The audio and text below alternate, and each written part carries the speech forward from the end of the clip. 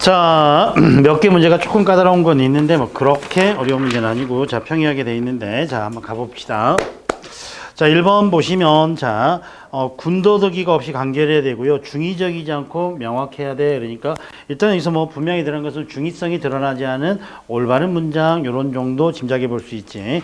자, 1번. 그는 어제 고향에 온 친구를 만났다. 이렇게 돼 있는데 어제라는 시간 부사가 고향에 오다를 꾸민지 만났다를 꾸미는지 그 수식의 범위가 애매하지요. 그치? 그래서 어제 친구가 왔다는 건지 며칠 전에 온 친구를 어제 만났다는 건지 그러면 중의적으로 해석될 여지가 남아있어. 그 다음에 그가 걸음을 걷는 것이 이상하다. 이건 명사와 구문의 중의성이죠. 걸음을 걷는 것이 이상하다는 것은 걸음걸이가 이상하다는 뜻도 되고요. 또 하나는 뭐죠? 걸음을 걷는 것 자체가 이상하다 이런 뜻도 되죠. 이것도 역시 자 뭐가 돼? 중의적으로 해석할 여지가 있어. 어머니께서는 밥을 반 주발밖에 안 드십니다. 조금밖에 안 드십니다. 반밖에 안 드십니다. 이런 의미이기 때문에 이거는 명료한 문장 이렇게 봐주고요. 다만 그때 당시에는 모두가 힘들었습니다. 선생님 3번이 맞다면 4번은 뭐가 잘못됐어요? 그때와 당시가 동일한 시간을 나타낼 때 이것도 역시 중복된 표현이야. 오케이? 그때하고 당시가. 그래서 그때는 이렇게 가거나 당시에는 모두가 힘들었습니다. 이렇게 가거나. 오케이? 자, 그래서 1번에는 3번이고요. 자, 2번 같은 문제는 자, 그래서 지금 한자를 다 음까지 풀어놨지. 좀 더 쉬워지지. 그래서 두 개의 한자가 나오면 아마 상하 관계가 나오기보다는 유의 관계의 단어나 반의 관계의 단어가 나올 가능성이 압도적으로 높아. 그러면 먼저 보니까 견문발검은 뭐지? 자, 문자가 무슨 문자야? 모기 문자야, 모기 문자. 그러면 모기를 보고 모기를 잡으려고 칼을 빼어내다 이런 뜻이지. 그래서 이거는 뭐지? 작은 일에 너무 크게 대응하다 이런 뜻이야. 그 다음에 우도 할게 이렇게 돼 있지. 할자가 무슨 할자야? 벨 할자야, 배다. 그러면 우도 이건 뭐야? 소배는 칼로 할게 닭을 베다 이런 뜻이지. 뭐 소배는 칼이라면 아주 크고 뭐 육중한 칼일 텐데 그럴 필요 없잖아. 조그만 칼로도 가능하다는 거지. 그러니까 이건 두 가지가 뭐야? 작은 일을 크게 대응하다 이런 뜻이니까 아마도 요거는 뭐가 되겠어? 자, 유의 관계에 있는 단어가 되겠구나 이렇게 되겠지. 그러면 이제 선택지 중에서 1번은 뭔지 잘 모르겠어. 그렇지? 1번은 뭔지 잘 모르겠는데 2번 보니까 불공대천이다 이렇게 나오지. 2번 보시면 불공 자 대천 이렇게 되어 있는데 불공대천이다. 1대자야. 머리에 이다라는 거야. 그렇죠? 그럼 뭐지? 함께 하늘을 머리에 일 수 없다 이런 뜻이니까 하늘 아래 함께 살 수 없다 이 말이지. 자, 어떤 사람일까? 꼴보기 싫은 사람이겠지. 자, 그 다음에 오른쪽은 뭐라고 돼 있어? 자, 개견자에다가 원숭이 원자지. 지간 이게 되지. 그럼 개와 원숭이 사이 이게 되잖아. 개와 원숭이 늘 못 잡아먹어서 서로 으르렁거리는 사이 이거니까 둘 다 이거는 자 뭐죠? 함께 할 수 없는 자 원수지간 이런 뜻으로 써야 되겠지. 그래서 2번이 자 다른 거는 모르더라도 이게 의미적으로 유사하구나. 2번이 답이겠구나. 3번은 고식지계가 뭐지? 근본의 해결이 아닌 임시의 해결책. 그래서 다른 말로는 미봉책이라고도 하잖아. 그러면 발본색원은 뭐야? 발본색원. 자, 폐단의 근원을 뿌리째 뽑아 없애다 이거지. 그럼 3번은 이쪽은 임시방편이고 이쪽은 뿌리째 해결하다니까 반의관계지. 반의관계. 3번은. 그 다음에 동량지제 이건 뭐죠? 동량지제. 자, 뭐죠? 들보를 세울 만한 나무란 뜻이야. 그러니까 집을 세우는데 대들보로 쓸 만한 나무 이거니까 아주 뭐지? 중심이 되는 목재라는 뜻이지. 그러니까 나라의 훌륭한 인재라는 뜻이야. 훌륭한 인재. 그 다음에 자 반식 재상 이건데 자 반만 축내는 재상이라는 뜻이야. 자리를 차지하고 자리를 차지한 무능한 재상 이런 뜻이지. 이것도 역시 반의 관계지.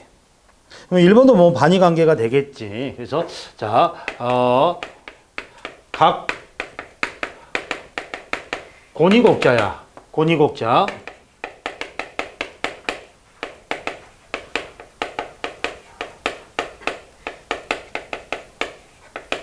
오리곡자인데 고니를 새기려고 열심히 하다 보면 고니까지는 아니더라도 오리 정도는 만들 수 있어요. 이런 뜻이야. 그래서 큰 뜻을 품고 노력하다 보면은 이루지 못하더라도 거기에 준하는 결과를 얻을 수 있어요. 이런 뜻이야.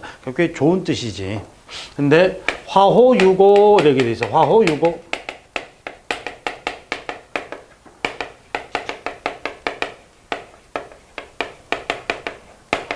화호유구 이거지.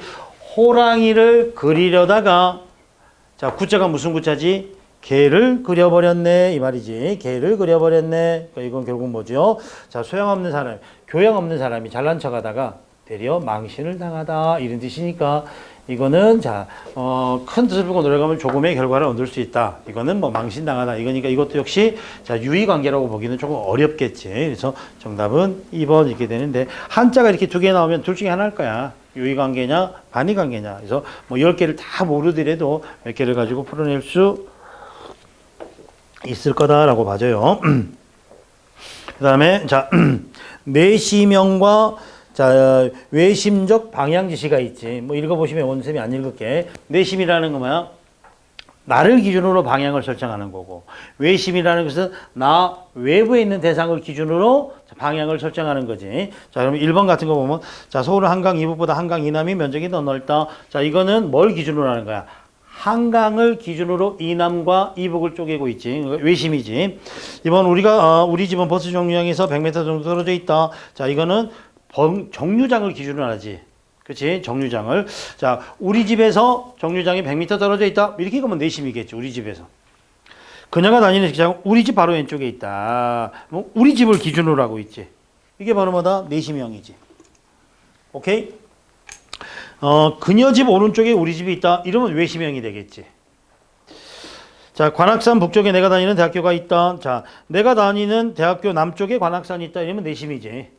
그래서 4번도 외심형 방향지시 이게 되겠네. 그래서 내심이냐 외심이냐 이게 나오죠. 자, 그래서 3번에는 3번. 자, 4번 보시면 문장보의 사용 이렇게 되어 있는데 4번에 1번 보시면 자, 4번에 1번 보시면 문장보가 어디 있냐면 이렇게 있지. 그치? 자, 여기 제일 뒤에 마침표는 문장이 끝났으니까, 평서문으로 끝났으니까 마침표를 쳐주고요. 지금 바로 떠나자 직접 인용이죠. 그럼 큰 다음표 되죠. 여기 마침표는 넣어도 되고, 안 넣어도 되죠. 넣는 게 원칙이고, 빼는 생략이 가능하죠. 그럼 1번은 요놈 썼으니까 문제 없죠.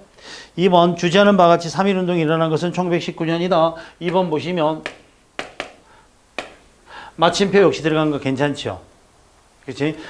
특별한 날을 자 지칭할 때는 원래는 가운데점이었는데 뭘로 바뀌었지? 자, 마침표를 써도 됩니다. 이거 되죠. 그래서 가운데점을 써도 되고 마침표를 써도 되죠. 그 다음에 너는 여기 언제 왔니? 어디서 왔니? 무엇하러 왔니? 자, 3번은 언제 왔니? 어디서 왔니? 무엇하러 왔니? 자, 뭐죠? 세 뭐라 해서 답이 3개면 물음표가 3개. 이런 것들은 뭐라 그래 우리가? 자, 독립적 물음이라 그러지. 독립적 물음. 선택적 물음일 때는 물음표를 하나만 넣으면 돼. 하나만. 자, 그래서 맞았고. 그 다음에 4번은 자, 4번은 이렇게 돼 있지. 그치? 그래서 마침표, 쉼표. 여기 쉼표까지는 맞았어. 그 다음에 여기 자, 쌍점도 희곡의 대사일 때 넣는 거 맞아. 그런데 답은 4번이 되는데, 자, 뭐지, 쌍점은 앞과는 붙이고 뒤에는 띄어야지. 그치? 앞말과는 붙이고, 뒷말과는 띄었습니다. 이게 나와. 앞말과는 붙이고, 뒷말과는 띄었습니다. 물론 이제, 60대 65로 승리를 거뒀다. 이때는 다 붙이는 거지만, 희곡의 대사, 표제어 이럴 때는 앞말에는 붙이고, 뒷말에는 띈답니다. 요구조로 가니까 4번에는 몇 번이 잘못됐어? 4번이 잘못됐습니다.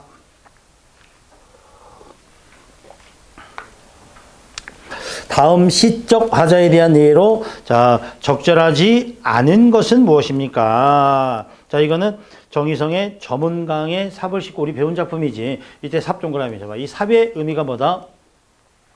고단한 삶을 살아가는 노동자의 모습이지. 그래서 고단한 삶을 살아가는 노동자의 자화상 이거 되는데 흐르는 것이 물뿐이겠느냐. 우리도 저 물과 같아서 강변에 나가 삽을 씻으며 거기에 슬픔도 퍼다버린다. 삽을 씻으며 하루의 일과를 마치고 삽을 씻으면서 하루의 고단함도 씻어버린다. 일이 끝나 저물어 스스로 깊어가는 강을 보면 쭈그려 앉아 담배 나는데 피우고 나는 자 돌아갈 뿐이다. 이거니까 그냥 이 현실에 뭐예요? 가난한 현실에 순응할 뿐이다.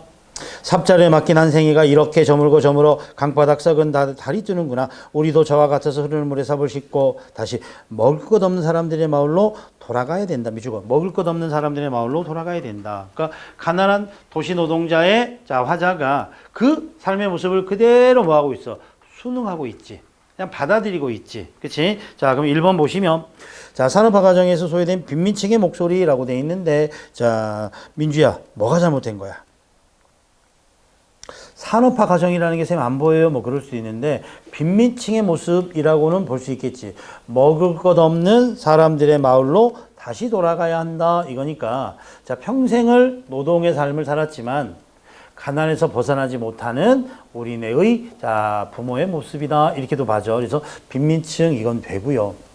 2번 보시면 자 의욕적인 의욕적인 자세로 고난을 극복하고자 하는 의지. 미치고 고난 극복의 의지는 이 노래에서는 안 나와. 그러니까 민주 어떤 거냐면 2번은 되게 우리 시에서 많이들 그럴싸하게 좋은 말이야.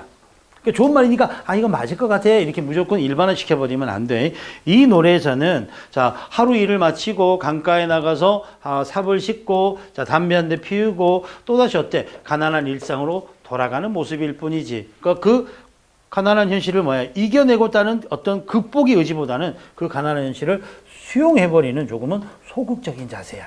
그래서 이 시는 실제로 정희성이라는 시인이 아버지 하루 일과를 마치고 삽을 끌고 돌아가시는 아버지의 뒷모습을 보고 썼다고 그래. 그래서 이거는 뭐죠? 도시화되고 문명사에서는 나름대로 부를 창출해내지만 시골 마을에서 가난하게 살아가는 우리의 이웃을 보여줘. 그래서 산업화 과정에서 평생을 도시 노동자로 또는 노동자로 가난한 노동자로 살아가는 아버지의 모습, 이웃의 모습을 그려내고 있다. 1번은 되고 극복의 의지는 안 드러나.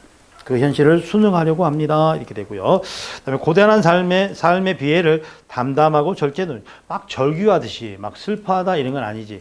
그리고 이 3번에서는 우리가 운문에서 화자의 목소리는 감정의 절제가 열이면 아홉이야. 막 문학에서는 감정을 토로하거나 발산하지는 않지. 감정을 톤다운 해가지고 담담하게 그려내지. 그래야지 독자가 공감할 수 있어. 그 다음에 자신의 심정을 대상에 투영하여 삶의 무력감을 노래하고 있다. 4번하고 2번은 서로 모순이 되지 조금은. 그러니까 2번하고 4번 둘 중에 하나가 답이 될 가능성이 높아. 그럼 여기서 삽하고 강물을 통해서 고단한 아버지의 삶, 고단한 노동자의 삶 요걸 보여줘. 그래서 정답은 2번 요게 돼야 돼. 자, 그 다음에 6번 오류 문제인데, 자, 이건 뭐죠? 우리가 쉽게 말하면 잘못된 통계를 냈잖아. 이런 오류는 뭐냐면, 근시안적 귀납의 오류라 그래. 그래서 통계를 내는데, 야구장 가가지고 좋아하는 스포츠가 뭐예요? 그럼 야구겠지. 축구장 가서 뭐예요? 그럼 축구가 일 가능성이 높지. 그치? 그래서 이런 것들을 근시안적, 귀납의 오류라고 말하는데, 1번은 베이컨의 철학은 신뢰할 만한 것이 아니다. 왜냐하면 베이컨은 부정행위를 하여서 대법관직에서 추방된 적이 있기 때문이다. 자, 이거는 무슨 오류지? 이런 오류를 뭐라 그러지? 인신공격의 오류라 그러지. 인신공격의 오류. 자, 선생님 말은 믿을 수 없어. 선생님은 사기죄로 징역 갔다 왔거든. 교도소에 갔다 왔거든. 죄인의 말을 우리는 믿을 수는 없어. 그래서 그럴 개연성이 있지만 그게 반드시 논리적으로 맞는 건 아니겠지. 그래서 인신공격 오류라고 그러고요. 제가 우리 회사에 정권을 쥐고 있는 것을 잘 아시죠? 이번 회사의 방침을 따르지 않는 사람은 대단한 각오를 해야 될 겁니다. 이거는 뭐죠? 내 말 안 따르면 잘라버릴 거야 이거지. 이거는 뭐죠? 권위에 호소하는 오류. 힘에 호소하는 오류. 쉽게 말해서 협박하는 거지. 집 전화를 통해 10,000명의 스마트폰을 사용했는지를 물었다. 4분의 1만 그렇다고 했다. 결과적으로 우리나라 스마트폰 보급률이 그리 높지 않다는 것이다. 스마트폰에다가 전화하면 우리나라 스마트폰 보급률은 100%다라는 결론이 또 나오겠지. 그러니까 잘못된 자료에 대한 조사겠죠. 닭이 울고 나면 금세 새벽이 오더라. 닭의 목을 비틀어 버리면 새벽이 안 올 것이다. 앞으로 늦잠을 자도 상관이 없겠지. 이거는 인과의 오류지. 원인 워펀의 오류지. 닭의 목을 비틀었다고 새벽에 안 오는 건 아니겠지. 오케이. 그래서 자, 정답은 오류 중에서 3번 요거는 근시안적 귀납의 오류 이렇게 봐지고요. 자, 7번 같은 문제는 뭐죠? 작품을 막 해석하기보다는 이 작품이 가지고 있는 역사적 배경, 사건을 몰아내고 있는데, 자, 요거 제목이 뭐지? 부병루라는, 자, 오원율씨지요. 부병루. 작가는 누구지? 이색이라는 분이, 목은 이색의 부병루라는 겁니다. 부병루는 어디에 있는 거지? 평양성을 내려다볼 수 있는 누각이야. 평양성은 어느 왕조의 궁궐이었어? 고구려 왕조의. 그치? 근데 목은 이색은 고려 공민왕 때, 고려 말에, 자, 충신이었단 말이야. 근데 고려가 고구려의 어때? 자, 국가적 이념을 계승한 나라잖아. 그래서 그 평양성에 가가지고, 자, 뭐라 그랬어? 촌소는 어디 가서 돌아오지 않는가? 그래서 촌소는 뭐야? 동명왕을 말하지. 그래서 동명왕 같은 자가 자, 다시 나와서 자, 고구려의 자, 기상을 받은 고려의 어때 국운을 회복하기를 바라는 마음이야. 이제 여기서는 누구에 대한 이야기가 들어가? 동명왕에 대한 이야기가 들어가. 주몽에 대한 이야기가 들어가. 그러면 그걸 노래하고 있는 것은 이규보의 동명왕 편 바로 나와버리지. 그치? 동명왕 편은 동명왕 일대기를 서사시 구조로 만들어 놓은 거야. 그래서 정답은 1번 이렇게 돼. 1번. 자, 이번에 예종의 도의장가는 뭐냐면 도의장가는 향가를 닮아 있는 고려가요라 그래. 그래서 향각의 요요. 그래서 국어에서 우리가 문학 배울 때 향각의 요요는 두 작품이야. 뭐하고 뭐? 도의장가하고 정과정하고. 그치? 근데 이 도의장가는 예종이 부른 노래인데요. 고려의 개국 공신이었던 김락이라는 사람하고 신순겸이라는 사람을 추모하기 위해서 부른 노래야. 그러니까 이거는 동명왕하고는 상관없지. 그 다음에 세 번째가 신동엽의 금강이라는 요것도 대서사시인데 이 금강에 나온 인물이 혹시 누군지 알아? 동학혁명을 일으켰던 녹두장군, 자, 우리가 말하는 전봉준 장군이지. 전봉준 장군의 모습을 그려내고 있어. 그 다음에, 자, 장지현의 애국부인전 요게 나오지. 그래서, 자, 이거는, 자, 프랑스의 구국의 영웅이었던 백년전쟁에서 잔다르크를 주고, 잔다르크의, 자, 역사적 행적을 그려내고 있는, 자, 뭐죠? 이것도 서사시야. 여기서 같은 맥락의 인물은 누가 돼? 동명왕이 돼, 동명왕. 여기서 천손, 기린마는 동명왕이 타고 다니는 말이고요. 그래서 이 동명왕이 다시 부활해서 고려의 국운을 회복시켜 주기를 간절히 바라는 마음, 요게 되겠어요. 8번의 정답은 뭐지?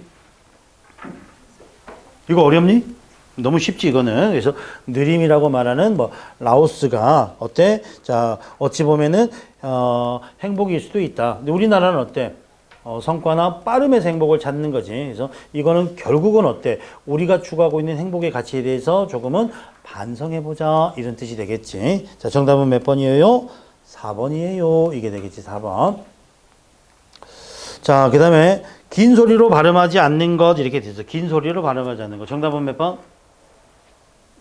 2번이지, 2번. 이거는 뭐냐면 우리 6항이지, 6항. 오늘 마지막에 배웠던 건데 6항에서 뭐였냐면은 모음을 축약하면 장음으로 발음해야 돼. 모음을 축약하면. 근데 모음을 축약하더라도 장음으로 발음하지 않는 게 딱 하나 있었지. 뭐 처 이거 되는데 처는 이미 단모음으로 발음하기로 했으니까 축약이라고 볼 필요도 없지. 그래서 자, 모음 축약된 것 중에 장음으로 발음하지 않는 것은 와 하나가 있구나. 이렇게 판단하시면 돼. 자, 박완서의 황혼이라는 소설의 일부분인데 늙은 여자가 섭섭해하는 이유는 무엇일까? 그래서 늙은 여자와 젊은 여자의 관계는 무슨 관계지? 고부지간이지, 고부지간. 시어머니하고 며느리지. 근데 며느리가 요 부분만 보면 며느리가 되게 싸가지가 없네. 그치? 그래서 이제 마지막 부분 보면은 가운데 딱 보면 시집 온 지 며칠이 지나도록 젊은 여자는 자, 늙은 여자를 어머니라고 부르지 않았다. 꼭 불러야 될 기회는 젊은 여자를 교묘하게 피하기 때문에 늙은 여자는 그걸 별로 부자연스럽게 여기지 않았다. 저 어머니 이래야 되는데 저 있잖아요. 뭐 이런 식으로 해버려서 교묘하게 피해버렸다. 그러던 어느 날 젊은 여자는 친구를 초대했다. 친구들은 오이 소박이 맛을 특히 칭찬하면서 누가 어떻게 담갔냐고 알고 싶어 했다. 자, 그것은 늙은 여자, 즉 어머니, 시어머니 솜씨였다. 늙은 여자는 젊은 여자, 우리 어머님이 담그셨어. 그래 주기를 기대하며 두근거렸다. 그러나 젊은 여자는 우리 집 노인네 솜씨야. 결코 젊은 여자는 늙은 여자에게 어머니야 라고 말하지 않지. 그거를 듣게 된 늙은 여자는 어때? 서운하게 느껴졌다. 요게 되겠지. 그럼 여기서 자 우리 집 노인네 솜씨야. 이거는 결국 자 섭섭해한 이유는 뭐야? 자기가 기다렸던 호칭이 나오지 않았기 때문에. 즉 시어머니로서 대우받지 못한다는 서운함. 요게 되겠지. 정답은 몇 번? 1번. 자, 11번은 오늘 했던 거니까 뭐 그냥 바로 답 나오겠네. 정답 몇 번? 자, 2번 뒤치 닭거리로 가야지. 닭거리로 가면 안 되겠지. 뒤치 닭거리. 자, 요것도 역시 자, 표준어 아닌 거. 정답 몇 번? 3번. 이게 돼야지. 3번. 3번은 놀이감이 아니라 놀잇감. 장난감 복수 표준어지. 그래서 놀잇감, 장난감 돼야지. 놀이감 이러면 안 되고요.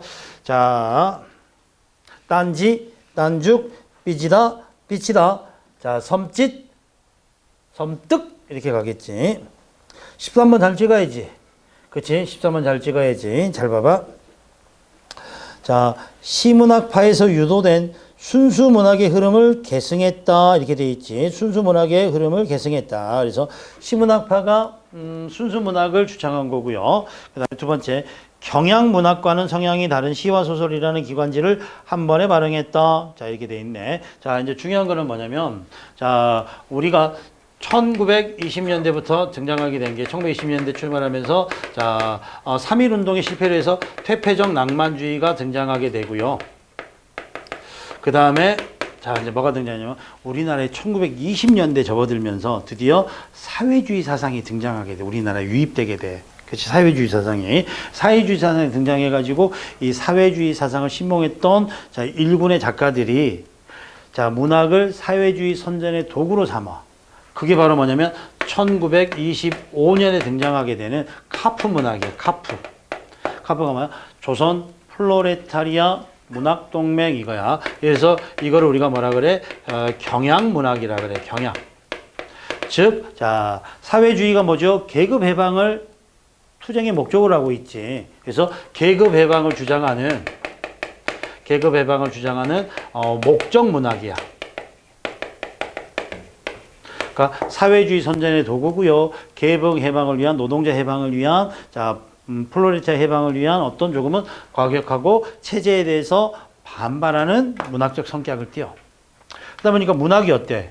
문학 자체가 갖고 있는 순수한 본질적인 가치를 잃어버렸지. 그래서 자 1930년대 자 뭐죠? 시문학파를 통한 순수 문학이 등장하게 돼. 이거는 예술 지상주의지. 즉 문학이 이런 목적을 갖고 있으면 안 돼. 문학이 이런 목적을 갖고 있으면 안 돼. 문학 그 자체로서 의미를 지녀야 돼. 이거야. 문학이 그거 자체로서의 의미를 지녀야 돼. 이게 이제 대표적으로 누구? 김영랑에 의한 시문학파가 만들어지는 거지. 이 순수시를 계승한 게, 순수문학을 계승한 게, 시문학파에서 계승한 게, 자, 1933년에 만들어진 구인회라는, 자, 뭐죠? 동인회야. 9사람이 처음에 발견이 됐어. 그래서 한 명이 빠지면 또 한 명이 들어오고 두 명이 빠지면 두 명이 들어와서 끝까지 36년이 개최되는데 그때까지 뭐가 돼? 9명의 어때? 자, 문인들이 함께 뜻을 같이 했어. 그래서 구인회라 그래. 오케이? 그리고 나서 자, 이거는 1935년에 카프 문학은 결국은 해체돼. 네? 검거가 되면서 피검이 되면서 해체되고요. 그리고 이제 이거는 1939년에 자 청록파가 등장하게 돼. 청록파가 등장하게 돼. 문장지를 통해서 문장이라는 자 잡지를 통해서 등장하게 돼. 자 누구지? 박목월, 박두진, 조지훈이라는 세 사람의 자 청록파. 그래서 자 자연의 어떤 강한 생명력 따위를 노래하게 되지. 그리고 이제 해방문학, 해방공간이 되고요. 그리고 이제 1951년에 자, 후반기 동인이 등장하게 돼. 후반기 동인. 자, 후반기 동의는 뭐냐면, 자, 1930년대, 자, 이 당시에 또 뭐죠? 주지주의 시가 등장하게 되는데, 이 주지주의 시의 계열을 다시 부활시키고자 했던 게 후반기 동의냐. 오케이? 이렇게 문학의 흐름이가. 그래서 순수 문학, 김영란이 시문학파를 계승한, 자, 당내는 뭐가 된다? 구인회가 됩니다. 이게 구인회가 됩니다.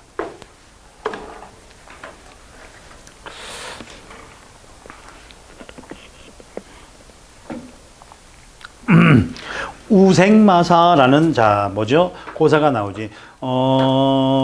소는 살아나고요, 말은 죽습니다 이거지. 말은 어때? 자기 힘을 믿고 자 물살을 거스리다가 결국은 기력이 다해서 죽음을 맞이하게 되고요. 소는 그 상황에 자 유연하게 적응하면서 조금씩 어때? 자 무트러 가지고 결국은 자 목숨을 건지게 되더라. 이런 고사인데. 이거는 뭐죠? 자, 시류에 어때? 순응할 수 있는 여유로운 자세, 이런 정도가 되겠지, 주제는. 그럼 1번 한번 보시면, 1번에, 자, 사자성어가 뭐라고 돼 있니? 치망, 설존이라고 돼 있지. 이빨은 망했고, 혀는 살았지. 그럼 이빨과 혀의 차이가 뭐야? 어찌 보면 이빨은 단단한 거지. 혀는 어때? 유연한 거지. 그래서 단단한 말과 이빨 같은 경우는 결국 부러질 수밖에 없었고요. 소와 혀처럼 유연하고 부드러운 것은 끝까지 살아남을 수 있었답니다. 이거야. 그래서 이 고사하고 자 의미가 통하는 것은 뭐가 돼? 1번이 돼야 돼. 1번. 오케이? 자, 그래서 이거는 이제 직접적으로 말하면 힘만 믿고 날치는 강한 자가 먼저 망하고 유연한 자가 나중까지 살아남는다. 그래서 유연한 자세의 자 필요성, 요걸 말해주는 게 치망설존이야. 오케이? 자, 2번은 뭐라고 되지? 풍성 항려 이렇게 돼 있지. 자, 이거는 바람소리, 하계 울음소리 이건데, 자, 중요한 장수가 전쟁터에서 패전해가지고 정말 앞뒤 가리지 못하고 도망가다가 잠시 자 휴식을 취할 때 바람 소리가 들리고 하계 울음소리를 듣고도 자 적군의 아우성 소리인 줄 알고 겁을 잔뜩 내다 이거야. 그래서 자 겁을 먹은 사람이 하찮은 일에도 또다시 겁을 내다. 이게 풍성항려야. 자라보고 놀란 가슴, 소뚜껑 보고 놀란다. 이런 의미랑 맥락이 비슷해. 그 다음에 3번. 자, 재계의열이라고 돼 있는데 이때 제자가 둑제자야. 무너질 괴자야. 그 다음에 의자가 개미 의자야. 개미 의자. 그럼 뭐죠? 큰 뚝이 작은 개미 구멍에 의해서 무너지게 됩니다. 이런 뜻이지. 그래서 즉 작은 실수가 큰 화를 불러일으키다 이런 뜻이야. 큰 화를 자 초래하다 이런 뜻이지. 우리가 큰 뚝도 사실은 어때? 아주 작은 균열에서 시작한다. 이런 말이 나오지. 선생님 분당 사는데 우리 집 멀지 않은 곳에서 거기 다리가 무너져갖고 선생님 가는 거다 왔다 갔다 하는 데인데, 그렇지? 그래서 그게 뚝이 다리가 하루 아침에 해졌겠어? 그 전에 균열도 생기고 기울어진 일도 생기고 이랬겠지. 그래서 아주 사소한 거에서 큰 화가 일어난다 이런 뜻이고, 그 다음에 이극구당 이렇게 돼 있는데 이극구당 이건 밟을 이자도 하고 신발 이자라고도 해. 신발 이자라고도 해. 그리고 극이 남학신 극자야. 남학신 극자. 자, 구당이 가출 구자, 마땅 다자가 되겠지. 구자는 가출 구자, 마땅 당자. 이렇게 되는데, 자, 신발과 남학신을 모두 두루두루 마땅히 갖추었습니다. 이런 뜻이기 때문에, 자, 마른 날에는 신발로 신고요. 자, 비 오는 날에는 남학신으로 신을 수 있어요. 이거니까 여러모로 능력을 두루두루 갖추고 있는 존재 이런 뜻이야. 그래서 다방면에 자 능력을 갖추고 있는 존재 이런 뜻입니다. 그래서 자 여러 재주를 가지고 있어서 모든 일을 자 능히 해낼 수 있음 이거야. 그래서 신발로도 능력을 발휘할 수도 있고요, 남학신으로도 능력을 발휘할 수 있습니다. 이런 뜻이야. 조금 어려운 것일 수 있겠지. 자, 15번. 자, 다음 주장하는 바와 거리가 먼 것은 무엇입니까? 요건 한번 봐봐봐. 1번. 조선 중기에 이르기까지 상층 문화와 하층 문화의 호환이 잘 이루어지지 않았다. 자, 호환이 이루어지지 않았다. 밑줄. 자, 우리가 알고 있는 상식으로 맞아 틀려? 맞을 것 같지. 그러니까 쉽게 말해서 조선 중기, 후기를 나누는 기준이 뭐지? 임난이지. 그래서 임난은 자 뭐죠? 임난 이전은 사대부들의 성리학적 시대고요. 자 임난 병자를 겪고 나면서 자 맹자 공자가 필요 없어요. 지금 밥 먹는 게 잘 먹고 사는 게 장땡이지. 후반은 뭐가 돼? 실학에 의한 사상이 등장하게 되지. 그러니까 전반기까지는 상층의 문화와 하층의 문화의 교류가 잘 안 됐다면 하반기 가면서 어때? 뒤로 가면서 우리 뭐 사설 시조랄지 작자미상의 가사랄지 이런 거 등장되니까 조선 후기로 가면서 평민문학과 양만문학이 조금은 교류가 되겠지. 1번은 내가 알고 있는 상식으로는 맞을 것도 같아. 근데 이거 확인해야 돼. 그다음에 2번. 조선 후기에는 문학뿐만 아니라 회화 음악 분야에서도 양식의 변화를 보여준다. 문학뿐 아니라 회화 음악 미술과 여러 가지 면에서 양식의 변화가 일어났다. 언제? 조선 후기에. 상층 문화와 하층 문화가 서로 영향을 스며들면서 새로운 장르나 양식이 발생했다. 새로운 장르나 양식. 이거는 잘 모르겠네. 그렇지?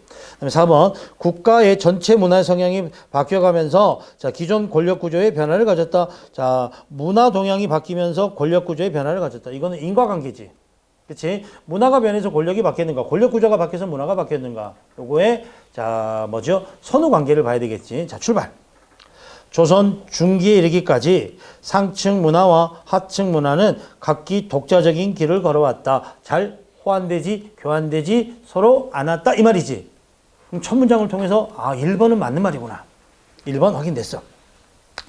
각 문화는 상대 문화의 존재를 그저 묵시적으로 인정만 했을 뿐 이해하려고 하지 않았다. 말하자면 상하층 문화가 평행선을 달려온 것이다. 호환이 되지 않았다. 여기까지 다 확인이 되지. 그러나 조선 후기에 이르러 사회가 변하기 시작했다. 두 차례 대외 전쟁의 패배에서 두 차례면 임진왜란과 병자호란의 패배를 통해서 지배층의 자신감 상실 그리고 반감의 확산, 반열의 극단적인 보수와 권력층의 탈락한 사대부의 대거몰락이라는 기존 권력 구조의 변화 등 자, 농공사회의 질적인 변화 과정, 발전과 성장에 따라 경제 구조의 변화, 재편된 경제 구조에 따른 중간층 확대 생산 등 세분화 등에서 조선 후기 당시 사회 변화는 국가 전체의 문화 동향을 서서히 바꾸었다. 자, 이 부분을 통해서 권력 구조의 변화가 뭐야? 경제력 구조의 변화를 만들어내고요. 그렇죠? 그거는 사회 변화를 만들고 문화의 변화를 서서히 일으켰지. 그러면 4번은 순서가 맞아 틀려? 권력 구조의 변화가 경제 구조의 변화, 사회 구조의 변화, 문화의 변화를 만든 거지. 문화의 변화가 권력 구조의 변화를 만든 건 아니지. 오케이? 그래서 4번은 거꾸로 돼 있네. 자, 그래서 다시 한번 바뀌어 상하층 문화가 산업 경영에 됐다. 그래서 조선 후기 들어서 문화의 교류가 이루어졌다. 자, 양반 사대부 장르인 한씨가 민요 취향을 보여주기도 하고 민간의 풍속을 풍속과 민중의 생활을 그리기도 했다. 시조는 장편화되고 이야기가 됐고 가사 또한 서민화되고 소설의 길을 걷기도 하였다. 자, 이 부분들이 뭐야? 자, 장르가 막 서로 믹스되고 혼용되었다. 3번에 자, 확인할 수 있겠지.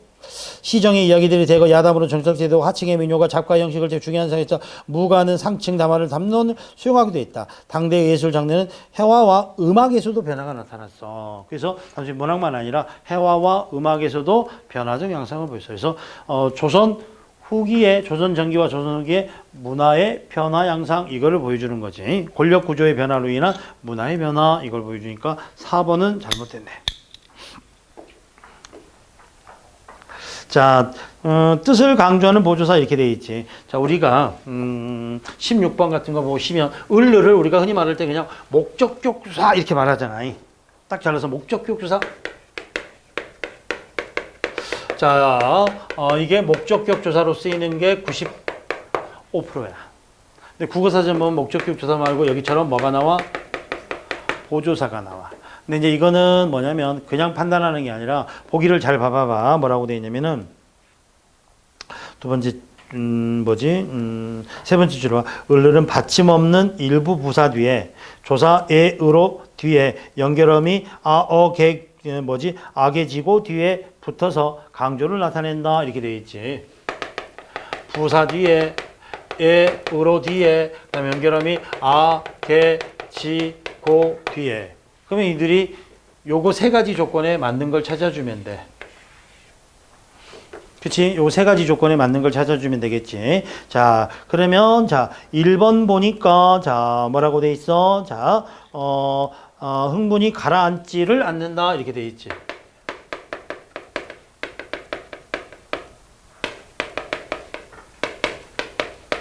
그러면 지가 들어갔지. 그러면 연결음이 지 뒤에 늘이 들어갔으니까 이때는 이거를 목적으로 만드는 게 아니지. 이거는 본용은 보조용이니까 이게 소수로야. 이거는 그냥 뭐야? 강조를 나타내는 보조사일 뿐이야. 예를 들어서 또 하나. 자, 시장에 갔다. 자, 엄마가 시장에 갔다. 그럼 어떻게 돼? 이게 소수로지. 이게 주어지. 이게 부사어지. 여기다가 늘을 넣는다고 해서 이게 목적으로 바뀌어? 계속해서 부사어지. 그럼 이때 늘도 뭐야? 강조를 뜻하는 거야. 오케이? 자, 이거 똑같이. 이 가도 주격조사가 기본이지. 뭐도 있어? 자, 주격조사로도 쓰여. 아니, 뭐야. 보조사로도 쓰여. 보조사로도 쓰여. 이러한 같은 구조로 돼서, 자, 보조사로도 쓰이는데, 깨끗하지 않다. 깨끗하지 않다. 그치? 깨끗하지가 않다. 이래도 돼.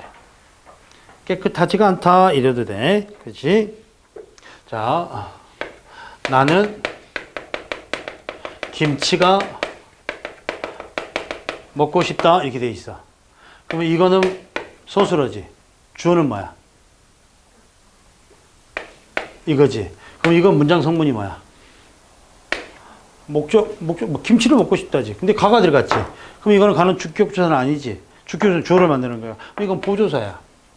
강조만 되는 거야. 김치가 나를 먹는 건 아닐 거 아니야. 그러니까 주어가 될 수 없어.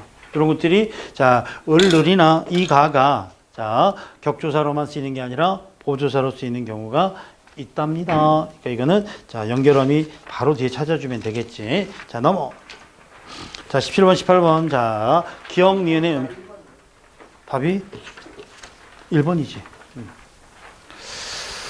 자, 17번, 18번 기억, 니은. 자, 뭐죠? 문맥의 의미를 독해해서 찾으라는 거지. 자, 한번 가보시면.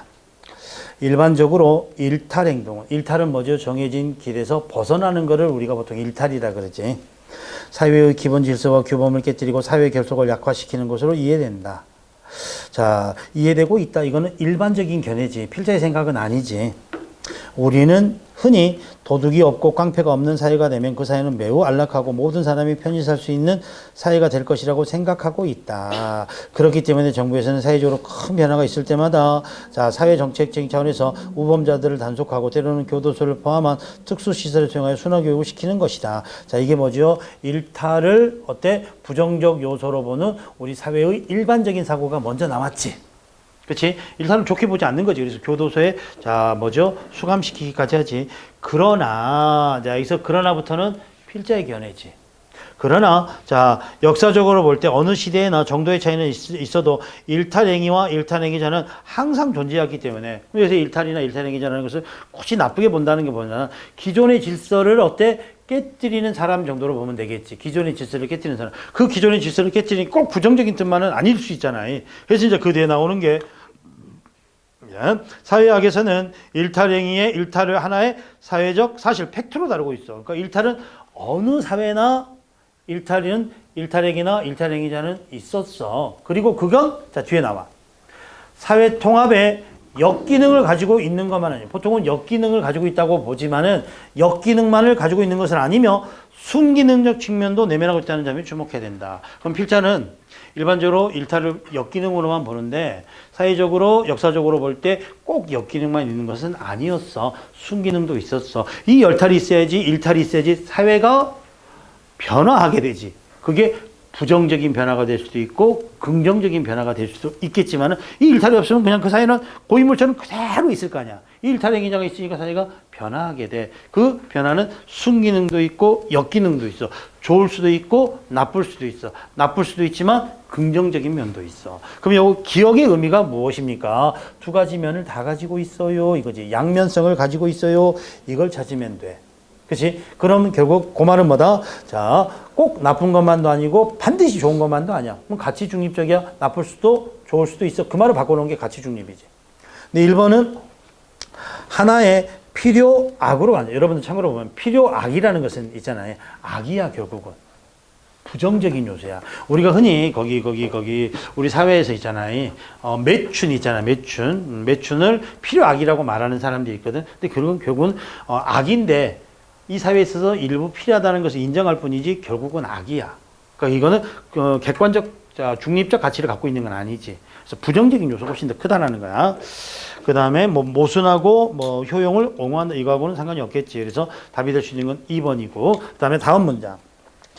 그래서 이런 사회적 일탈이는 통계적인 희귀성과는 다르다는 것에 유의할 필요가 있다. 꼭 희귀하다고 해서 무조건 일탈이라고 보는 것은 아니다. 어떤 행동이나 특성은 소수의 사람들에게만 보여질 수 있지만 그들이 반드시 일탈자는 아니다. 만약에 어느 사회에서나 성원 대다수가 규범을 어길 경우 그 규범은 오래 지속될 수 없을 것이다. 많은 사람이 일탈해버리면 그렇죠? 그 규범은 깨질 수밖에 없다는 거지. 기존의 규범은 수정되거나 포기될 것이다. 따라서 때에 따라서는 일탈 행위가 사회 변동의 원인이 될 수 있다는 점에 유의해야 된다. 그러니까 일부 사람들만 일탈을 하면은 사회 변화를 안 만들겠지만은 그걸 많은 사람이 대다수 사람이 일탈을 하게 되면 사회는 변화하게 된다. 규범은 변하게 된다. 그래서 어느 한 시대의 첨단을 걸어가는 사람들 중 상당수는 그 시대의 일탈 행위자였다고 볼 수 있다. 그러니까 이 사람들이 사회의 변화를 이끌어낸다. 이거지. 그래서 사회의 변화를 이끌어내는 사람은 쉽게 말해서 이 기존의 질서를 벗어난 사람이지. 우리 이 사람들이 뭐 일탈자라고 말하는데 바꿔 말하면 그 일탈자라는 게 결국 뭐야? 변화를 만들어내는 거지.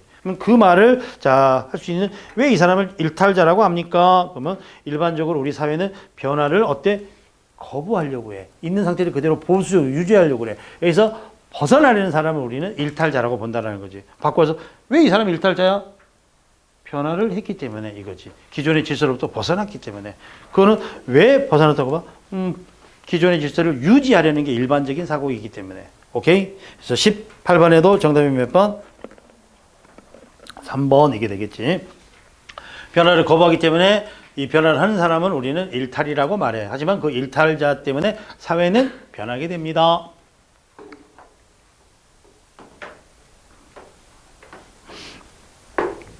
자, 발림이 이렇게 되어 있는데, 판소리에서. 자, 이건 판소리에서 창자가, 연이할 수 있는 세 가지 요소가 뭐지? 창이 있고요. 안일이가 있고요. 마지막에 발림이 있지. 그치? 고수는 추임새를 해주는 거고, 창은 노래지. 안일이는 사설이지. 발림은 뭐야? 행동, 몸짓, 동작이지. 그럼 여기서는 4번에 상을 밧길로 툭 차며 운봉의 갈비를 꾹 찌르면서 이거지. 이게 바로 뭐야? 행동이지. 액션이지. 그럼 정답은 몇 번밖에 없어? 4번밖에 없지. 박민주 답을 몇 번 썼어? 4번. 근데 왜? 자, 그 다음에 20번 한번 봐보시면 띠리리리띠 인플레이션 하면 슈퍼마켓 지낼 때와 주유소를 연상하면 우리 옛날에 거기 코로나 한참 때 코로나가 창궐한다 그러면 사람들이 장바구니 카트 갖고 가가지고 라면, 생수, 휴지, 휴지 대란하고 우리나라 마트에 휴지가 있는 거 보고 외국에서 와우 한국 사람들은 문화시민이다 이런 뉴스들이 나온 적이 한 3년 전에 있었잖아요. 그래서 인플레이션, 코로나 그러면 맨날 그거만 보여줘. 남미 가면은 주유소에 차가 쭉 200m씩 서 있는 모습만 보여줘. 이거는 뭐냐면 아주 그 대상을 본질을 드러내는 게 아니라 그렇죠? 자, 외피만, 즉 아주 지엽적인 요소만 보여줍니다. 단편적이고 지엽적입니다. 이렇게 봐야지. 그래서 지엽이라는 게 뭐지? 중요하지 않고 가지나 잎사귀니까 줄기를 보여주는 게 아니라 가지나 잎사귀를 보여주는 거니까 부차적인 요소만을 언급하는 것 이게 되겠지. 단편이라는 것은 알다시피 전체가 아닌 하나의 부분만을 언급하는 것 이런 게 되겠지. 그래서 아주 단순화해서 단편적이고 지엽적인 요소만을 보여주더라. 그게 바로 1번 요게 되겠죠. 오케이? 자, 하나 풀어봤습니다. 자, 선생님이랑은 미리 말씀드렸지만, 자, 다음 주는 한 주 쉬십시오. 쉰다고 해서 여러분들 어린이날 끼었다고 놀랄라 놀지 마시고, 아마 여러분들 다음 주면 5월 6일이지. 놀랄라, 5일날 또 술 처먹고, 대가리 아파갖고 6일날 자지 말고, 그치? 얼마 안 남았잖아, 이제. 한 5주밖에 안 남았으니까, 6월 10일날 술은 처먹으면 되잖아. 그치? 6월 10일 날까지 조금만 아껴놨다가 쌤이 없더라도 빠진 부분 쭉 정리해 놓고 쌤이랑은 6일 13일 날 13일 날 쌤이랑 또 건강하게 뵙도록 합시다. 오케이? 자, 오늘은 요 놈까지 고생했습니다.